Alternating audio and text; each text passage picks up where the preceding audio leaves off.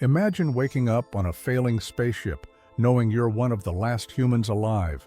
Your only hope for survival is a perfect planet that's already been terraformed for human habitation. There's just one small problem. It's ruled by highly intelligent spiders who have their own civilization, their own technology, and absolutely no intention of giving up their world. Welcome to Children of Time by Adrian Tchaikovsky. A mind-bending story that will make you root for giant spiders while questioning everything you think you know about civilization, intelligence, and what it means to be human. This isn't your typical aliens versus humans story. These spiders are the product of human tampering with evolution, an experiment that went wrong, or maybe, depending on how you look at it, went terribly right. Over thousands of years, they've built something extraordinary, a society that's both utterly alien and unnervingly familiar. Let's dive into one of the most original science fiction novels of the past decade, where the fate of humanity rests on our ability to understand a species that most of us would normally try to squash with a shoe. Children of Time spans thousands of years across two parallel storylines, weaving together humanity's desperate search for a new home and the remarkable evolution of a species of intelligent spiders on a terraformed planet. It's a story that challenges our understanding of civilization, intelligence, and what it means to be human. The story opens in humanity's near future. Dr. Avrana Kern leads the ambitious Human Uplift Project, planning to seed a terraformed planet with monkeys and a specialized nanovirus designed to accelerate their evolution toward intelligence. This virus is programmed to work with primate neurology, speeding up cognitive development across generations. But on launch day, everything goes wrong.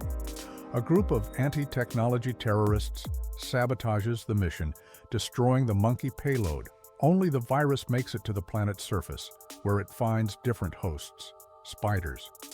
Dr. Kern, refusing to abandon her life's work, uploads her consciousness into a monitoring satellite. She plans to watch over the experiment until a rescue ship arrives, not realizing that humanity's civilization is about to collapse.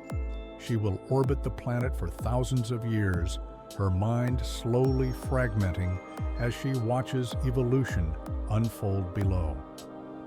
On the planet's surface, the virus begins its work on the spider population. Though not designed for arachnid biology, it adapts, creating changes that pass from generation to generation.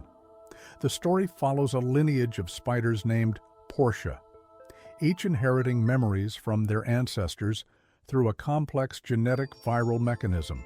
We witness their civilization develop from simple hunters to a complex society spanning their whole world.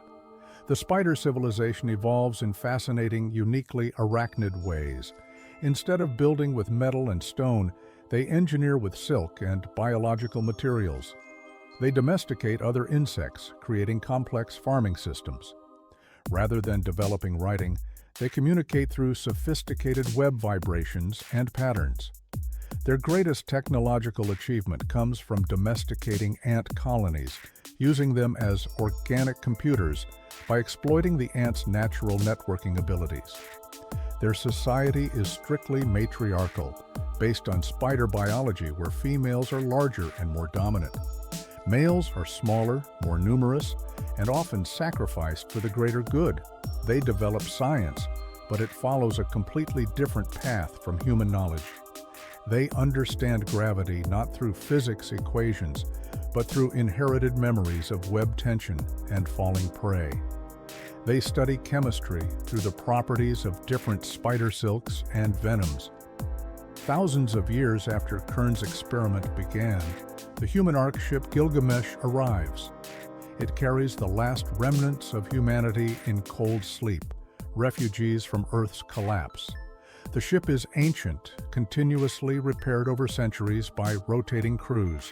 Its technology is a mix of advanced capabilities and jury-rigged repairs held together by desperation and determination.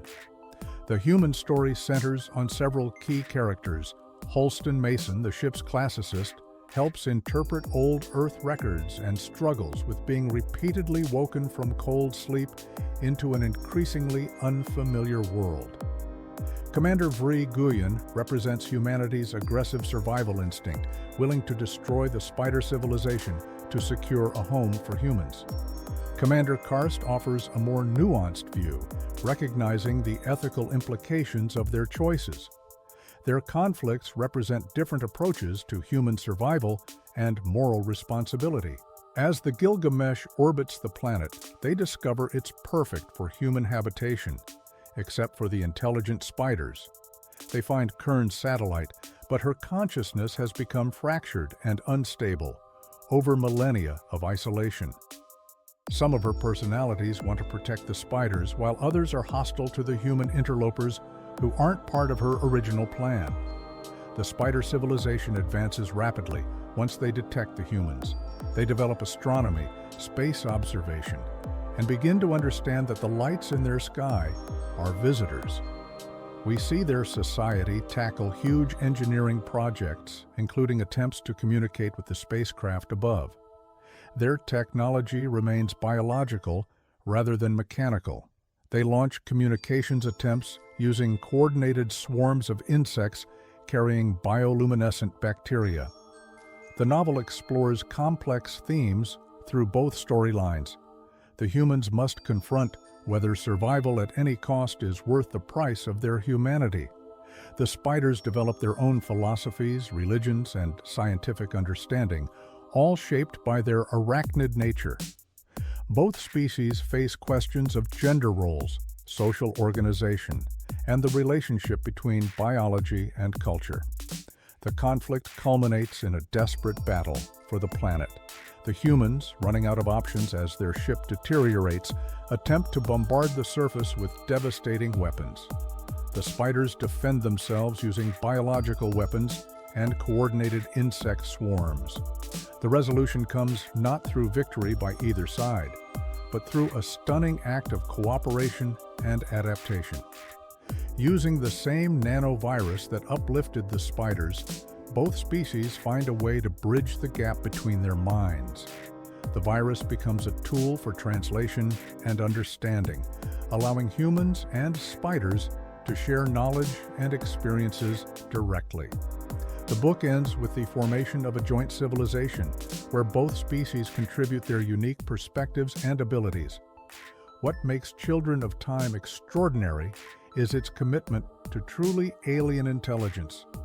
The spiders aren't simply humans in spider form. They think, build, and solve problems in uniquely arachnid ways. Their technology, society, and even their understanding of physics all emerge naturally from spider biology. The book challenges readers to empathize with creatures most humans instinctively fear, while asking profound questions about the nature of intelligence and civilization. Through parallel stories of survival, adaptation, and evolution, the novel explores what it truly means to be civilized. The spiders, created by human science, often show more wisdom and cooperation than their creators. Meanwhile, humanity must confront whether their technological achievements truly represent advancement, or if there are other paths to civilization that they never considered. The story serves as both a warning and a message of hope.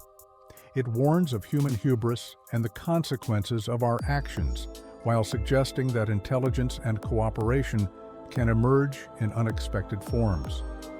In the end, it's a story about overcoming our biological programming and finding ways to understand those who are fundamentally different from ourselves. If you enjoyed this overview, make sure to check out Children of Time, and also be sure to like and subscribe for more content like this. Thanks for listening.